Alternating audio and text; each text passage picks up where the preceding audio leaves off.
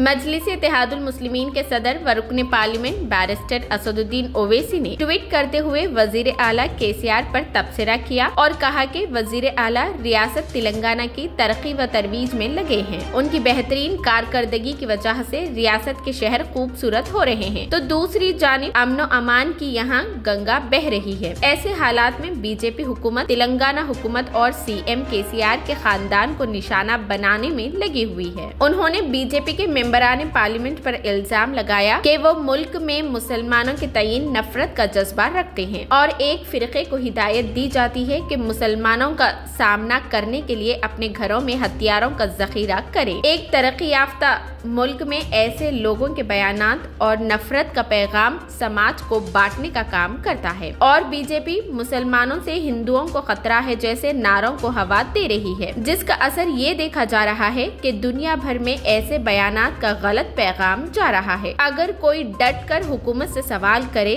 तो फिर उसके पीछे ईडी को लगाया जा रहा है। ये अमल किसी भी तरह जमहूरी मुल्क में काबिले कबूल नहीं है।